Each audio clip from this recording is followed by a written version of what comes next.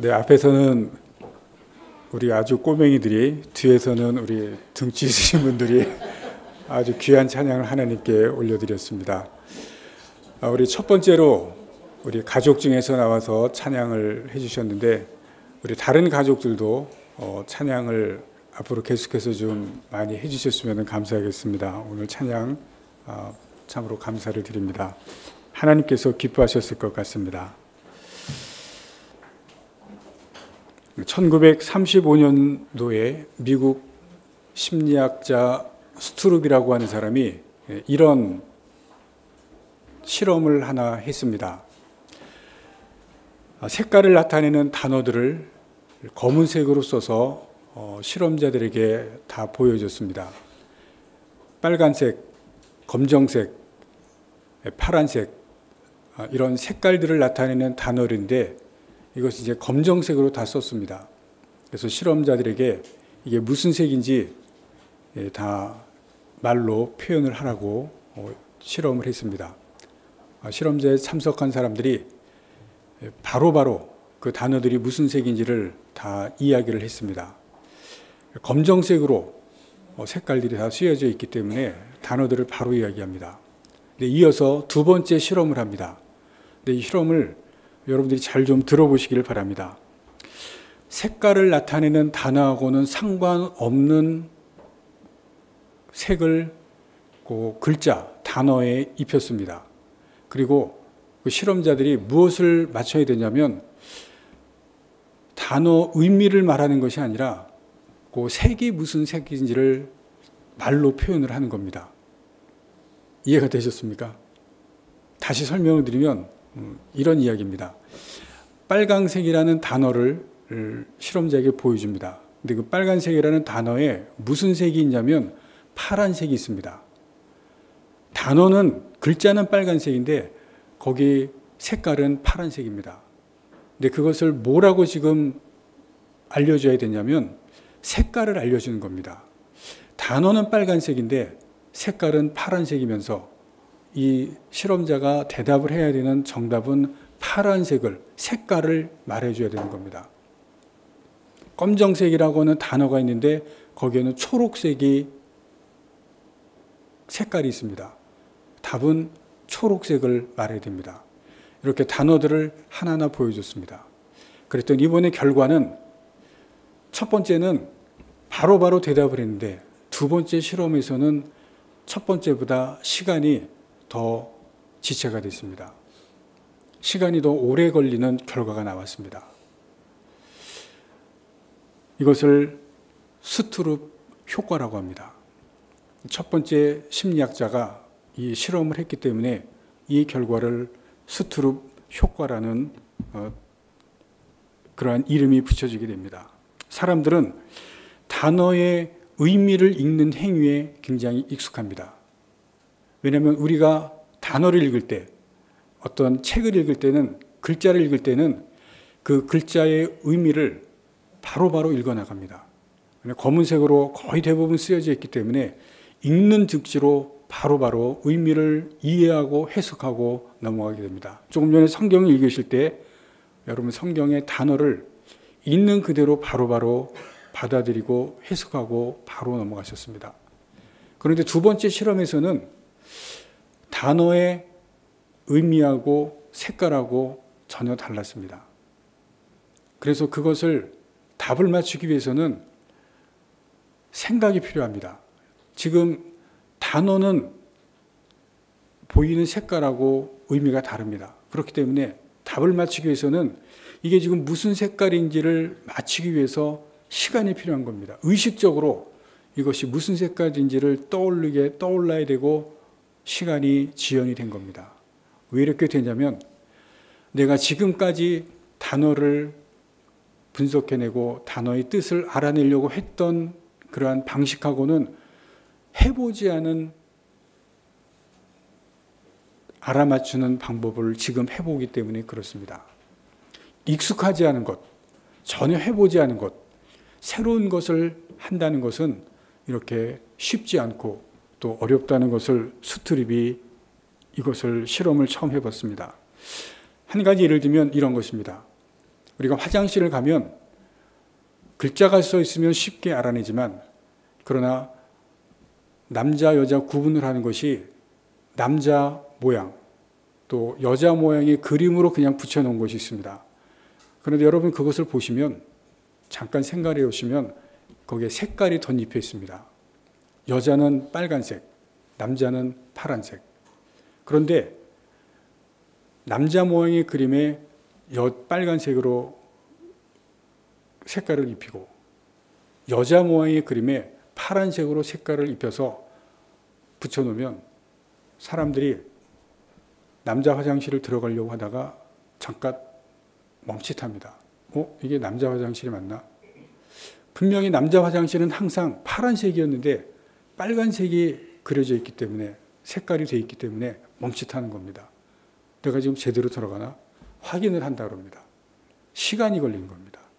여자도 여자 화장실에 들어가려고 하다가 여자 모양은 맞는데 파란색이 붙어 있으면, 파란 색깔로 칠해 있으면 멈칫합니다. 내가 지금 여자 화장실 제대로 맞나? 다들 무의식적으로 남자는 파란색, 여자는 빨간색 생각을 하고 보자마자 바로 즉각적으로 행동을 했다가 색깔만 바꿨는데 멈칫하는 겁니다. 시간이 걸린다는 겁니다.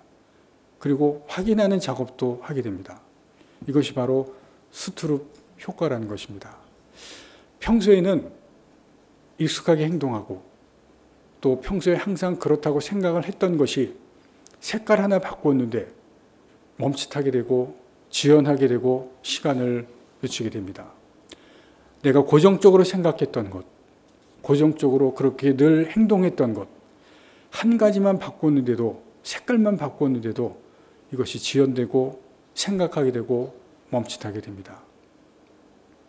오늘 본문에서 지난주에 우리가 본 것처럼 예수님께서 38년 된 병자를 고쳐주셨습니다. 그런데 이 사람이 병이 났고 오랜 기간 동안 병의 고통을 당했다가 지금 걸어가는데 갑자기 유대인들이 시비를 겁니다. 너 왜 자리를 들고 걸어가느냐? 이유는 예수님께서 고쳐주신 날이 안식일이었습니다. 안식일 날은 유대인들이 하지 말라고 하는 규칙들이 많습니다. 법들이 많습니다.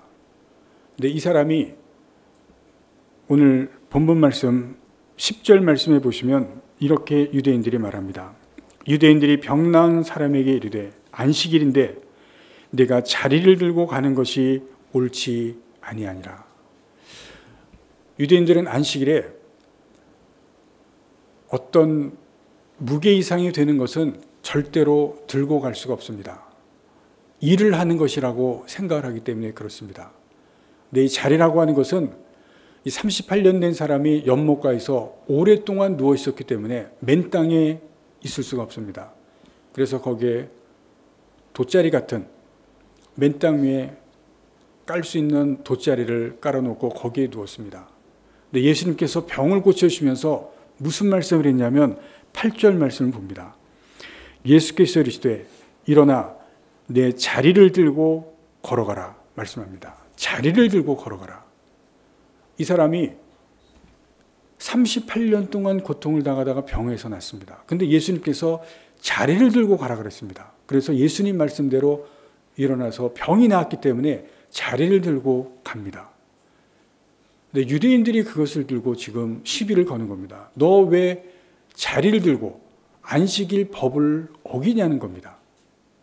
여기에 지금 시비에 휘말리게 되는 겁니다. 오늘 이 말씀을 보면서 우리가 유대인들이 무엇을 하고 있는지 생각해 보고자 합니다. 유대인들은 세 가지를 합니다. 첫 번째는 안다고 하지만 모르고 있습니다.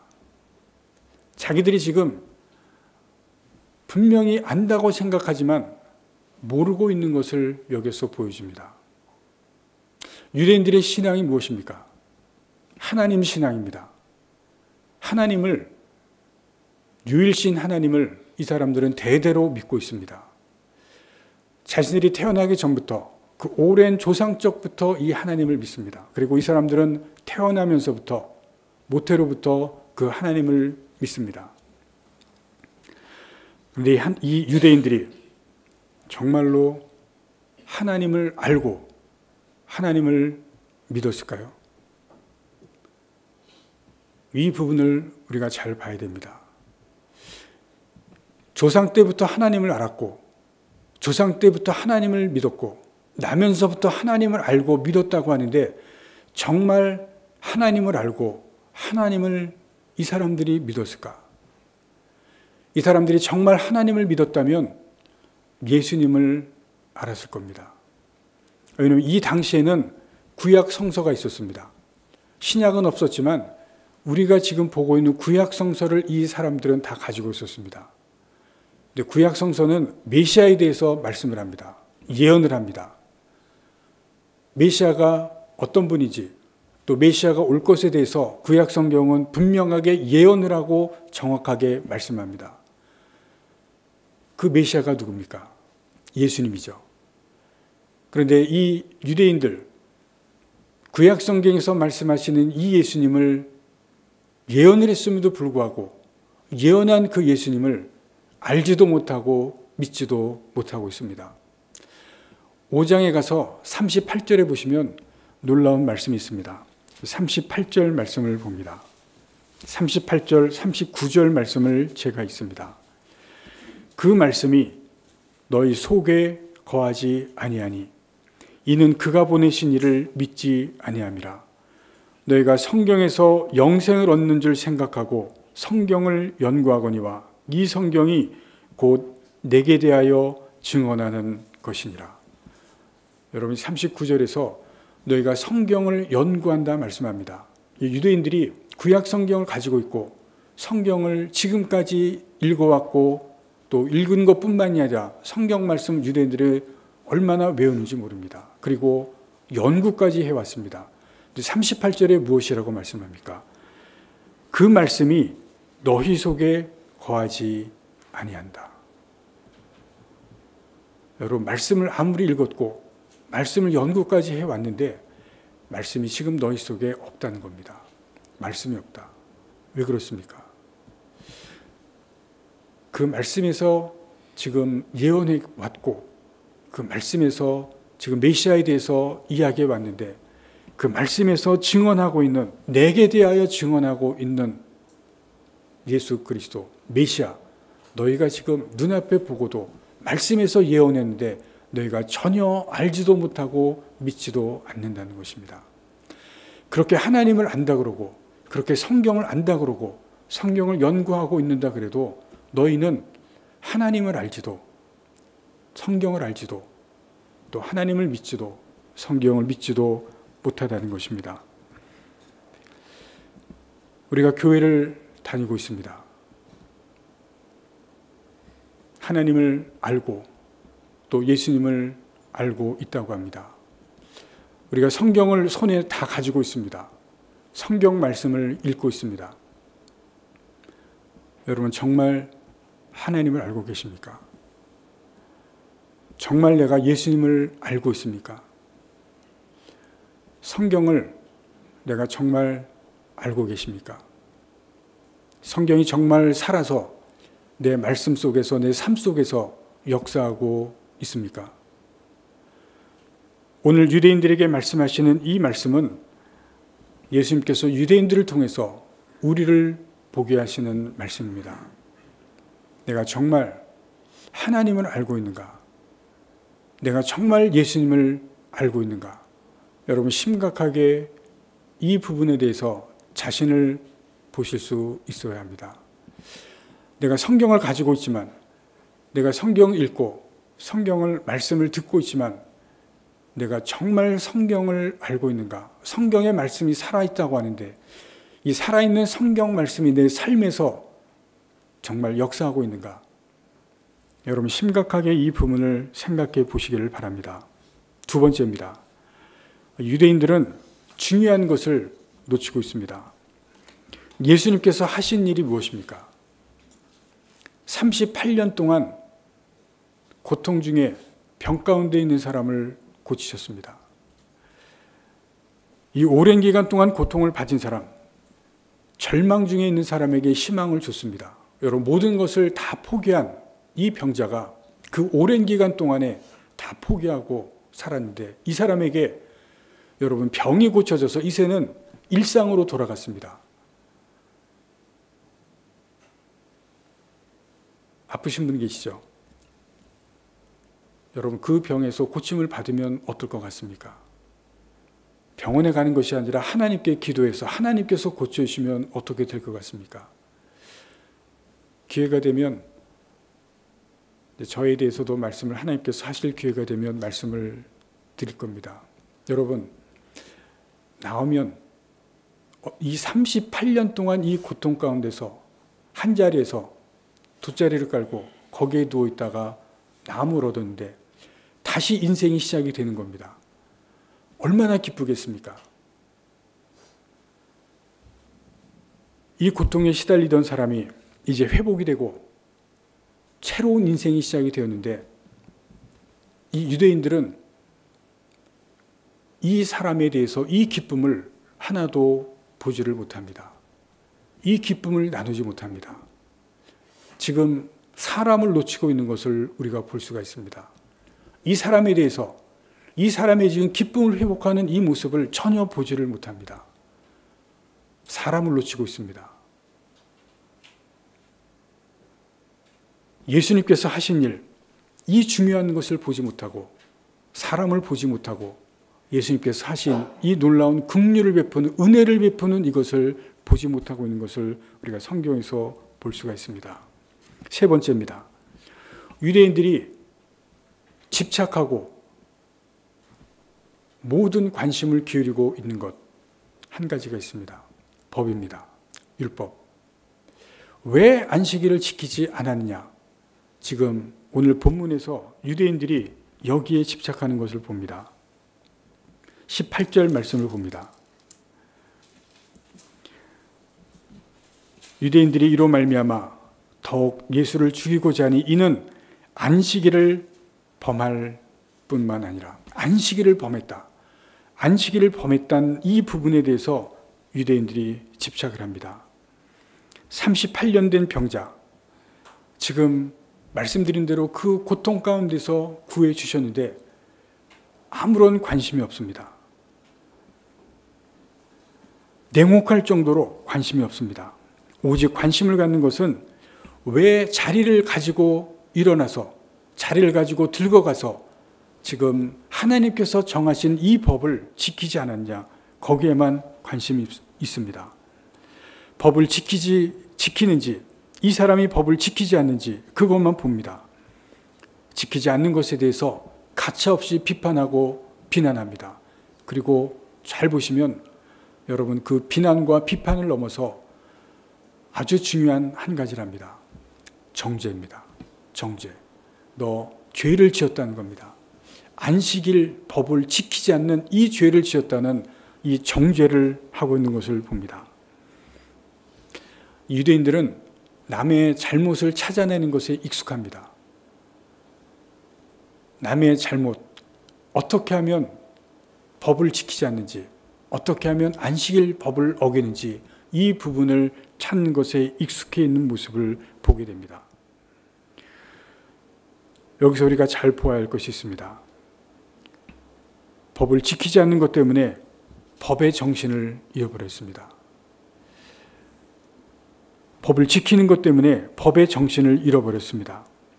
안식일 법 때문에 사람을 놓칩니다. 법이 먼저인가? 법의 정신이 먼저인가? 법이 먼저인가? 사람이 먼저인가? 당연한 질문이지만 이 당연한 질문 앞에서 이들은 중요한 것들을 놓쳐가고 있습니다. 그런데 예수님께서 이 사람들이 보지 못하는 것을 보게 하시고 또 생각하지 못하는 것을 생각하게 하십니다. 예수님께서 왜 이 사람들이 이렇게 하시는지, 이렇게 되었는지 그것들을 보게 합니다. 이 사람들이 이렇게 된 것, 지금까지 이렇게 해왔고 지금까지 안식일에 이렇게 해왔고 자기들이 생각했던 고정관념 속에서 벗어나지 못했기 때문에 그렇습니다. 왜냐하면 안식일, 조상들이 지켜왔고 자기들이 지금까지 지켜온 안식일이 무엇입니까? 하나님께서 6일 동안 창조하시고 그리고 7일은 쉬셨습니다. 하나님께서 쉬셨기 때문에 모든 노동은 하면 안 됩니다. 철저하게 쉬어야 되고 이날은 교회에 와서 회당에 와서 예배를 드리는 날입니다. 하나님께서 쉬셨고 우리도 쉽니다. 자리 하나 이것까지도 무게 나가는 것을 들고 가면 일하는 것, 노동하는 것이라고 생각을 합니다. 안 됩니다. 쉬어야 됩니다. 일을 하면 안 됩니다. 이들의 생각과 관념입니다. 여러분 오늘 본문에 놀라운 말씀이 있습니다. 17절 말씀을 봅니다. 예수께서 그들에게 이르시되 내 아버지께서 이제까지 일하시니 나도 일한다. 이 말씀이 무슨 말씀인지 아십니까? 하나님께서 일하신다는 것입니다. 하나님이 지금 안식일 날 38년 동안 고통 중에 있는 사람, 이 병 중에 있는 사람을 보시고 불쌍하시기 때문에 고쳐주시는 겁니다.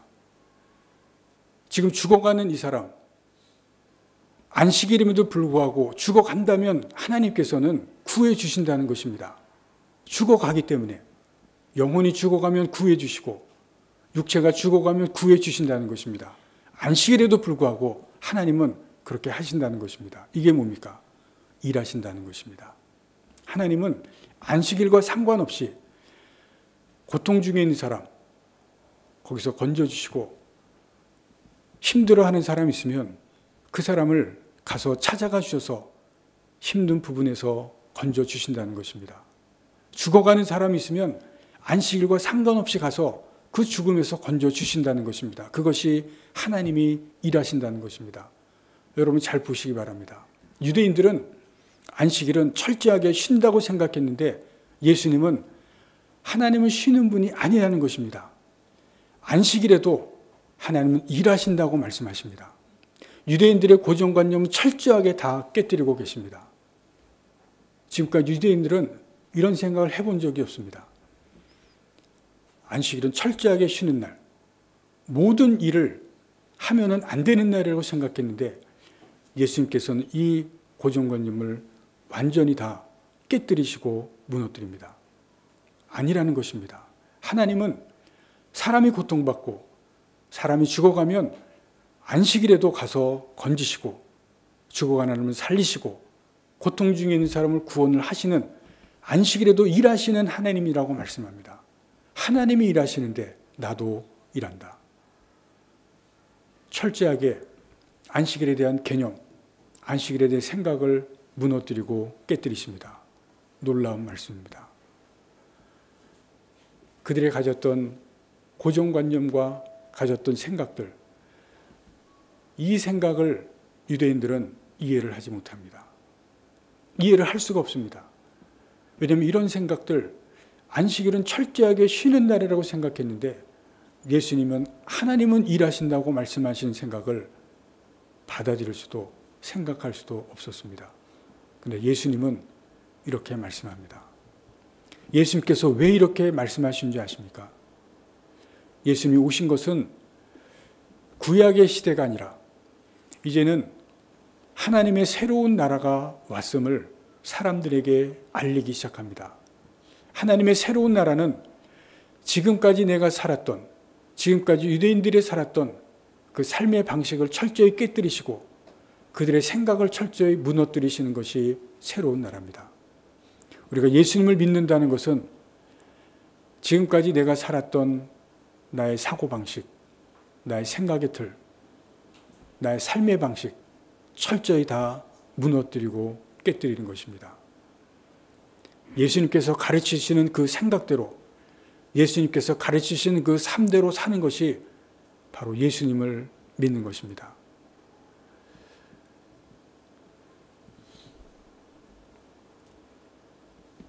오늘 예수님께서 우리에게 가르쳐 주시는 이 말씀, 우리가 이것을 보면서 오늘의 삶을 봅니다.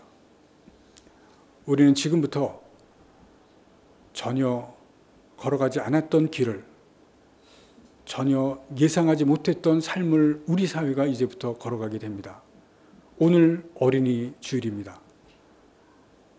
이제부터 어린이들보다 나이 드신 분들이 더 많은 사회를 우리가 살게 됩니다. 앞으로 어떤 사회가 펼쳐질지, 어떤 사회를 우리가 맞이하게 될지 우리는 걸어가 보지 않은 길을 걷기 때문에 이제 누구도 예측을 할 수가 없습니다. 인구 절벽이라는 말도 나옵니다. 이래야 될 인구가 더 적어지는 사회가 되어져 갔습니다. 이제 시작이 되었습니다. 전혀 예상하지도 못했고 또 전혀 가야 되는 이 길을 걸어가 보지 못합니다. 어른 자녀 들어보셨습니까? 뉴스에서 보셨을 겁니다. 일본에서 지금 일어나는 현상입니다. 중년이 되었는데 자녀들이 결혼을 하지 않았습니다.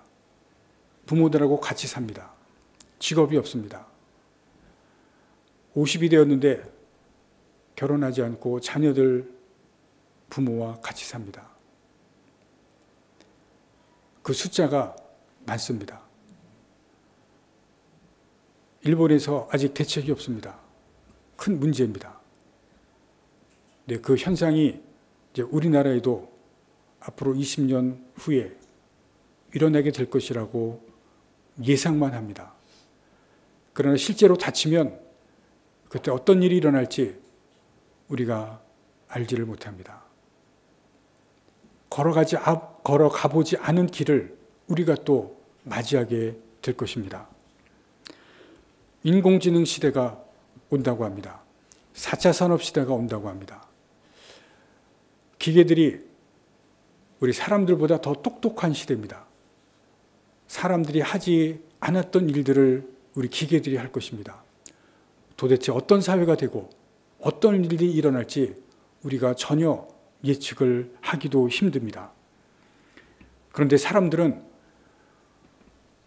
그런 사회를 우리 사람들이 만들기 때문에, 사람들이 만들어가기 때문에 우리 사람들이 그런 사회 속에서 다 살 수 있을 것이라고 생각을 합니다. 사람들이 통제할 수 있을 것이라고 생각을 합니다. 결혼 내가 하는 것이고 내가 안 하는 것이라고 젊은이들은 다 그렇게 생각합니다. 내 선택이라고 생각합니다. 아이를 만드는 것 내가 한다고 생각합니다. 여러분, 젊은이 생각은 다 내 선택이라고 이야기를 합니다. 이것이 무슨 생각입니까? 내 통제 안에 있다는 것입니다. 사람들이 통제할 수 있다는 생각입니다. 인공지능을 만드는 것도 사람이고 컴퓨터를 만드는 것도 사람이고 과학도 과학자도 사람입니다. 무슨 생각인지 아십니까? 사람이 통제할 수 있다는 것입니다. 사람이 통제할 수 있다는 것입니다. 사람이 만들어가는 세상이라는 것입니다. 그러나 어떤 세상이 될지 우리는 모릅니다. 어떤 세상이 만들어질지 우리는 모릅니다. 교회는 어떻습니까? 우리의 문제는 세상도 있지만 교회입니다. 이 교회가 지금까지 가지고 있던 생각, 지금까지 신앙생활했던 그 고정관념, 그것을 가지고 교회가 계속 가지고 갈 것인가? 절대로 안 됩니다. 여러분, 그런 생각을 가지고 있다면, 그런 생각을 가지고 교회가 계속해서 가지고 간다면 안 됩니다. 큰일 납니다.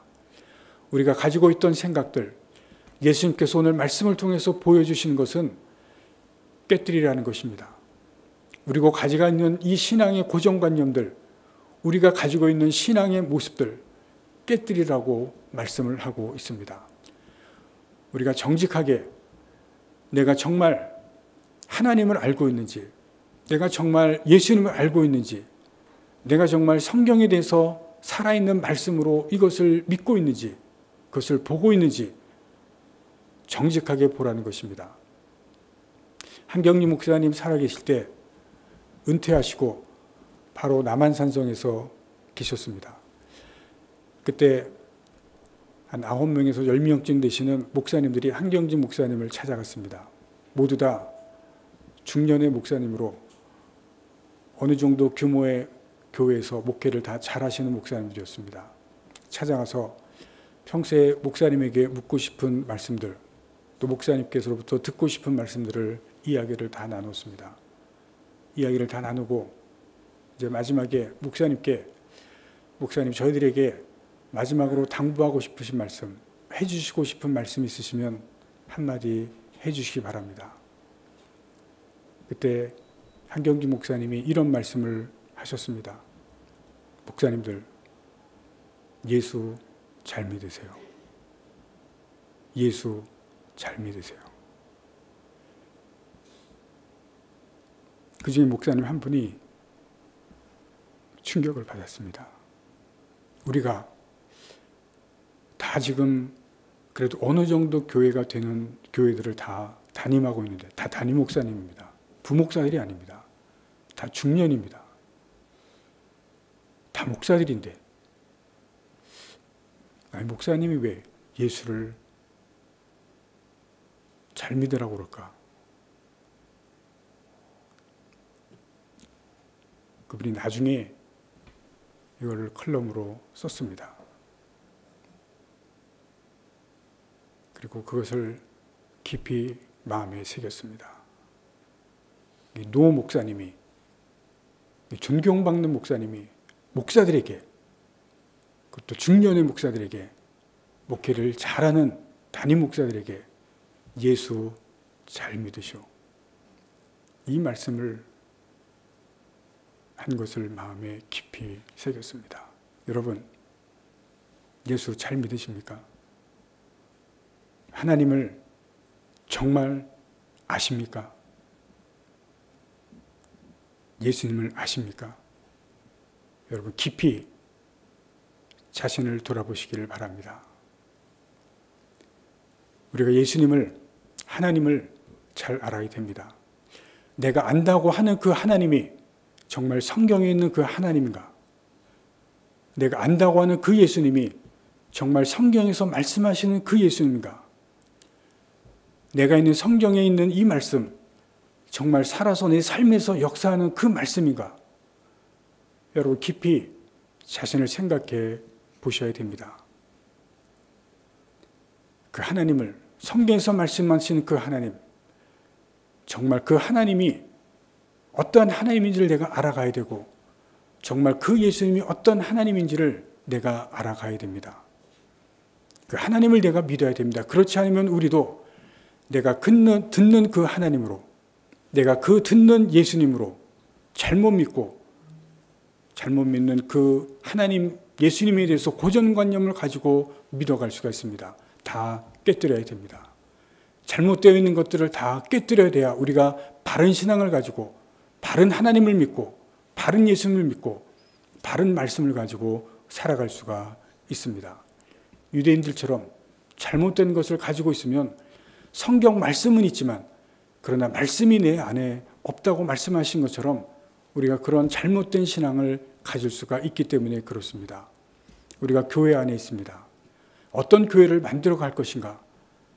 우리가 다시 한번 말씀 앞에서 도전을 받아야 됩니다.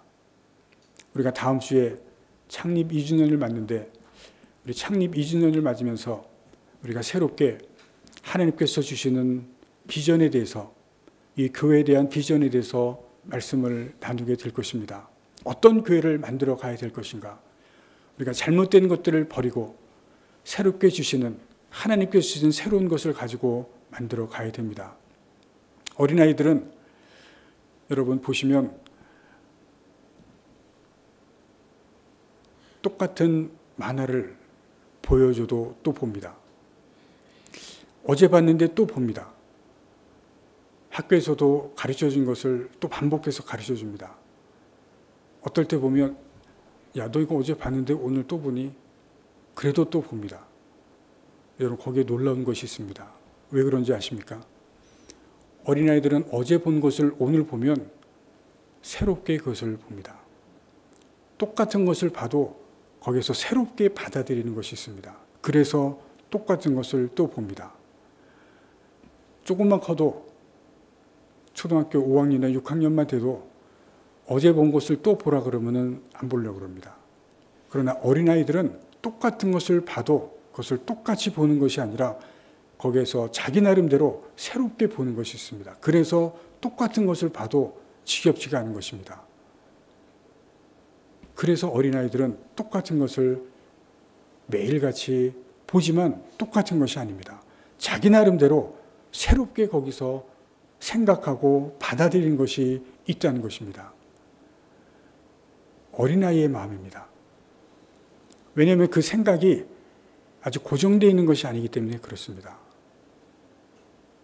고정되어 있는 생각이 아닐 때는 똑같은 것을 봐도 자기 나름대로 거기에서 만들어가는 것이 있습니다. 그러나 생각이 고정되면 똑같은 것을 보면 이미 이것은 내가 생각하고 있는 것 때문에 버리게 됩니다. 우리의 신앙생활이, 우리의 교회가 생각하고 있는 똑같은 것들 깨뜨리시고 무엇을 만들어 가야 될지, 어떻게 만들어 가야 될지 여러분 말씀 앞에서 또 주님을 바로 하시고 하나님을 바로 하시면서 만들어 가시는 여러분들, 또 교회가 되실 수 있기를 간절히 바랍니다. 기도하시겠습니다.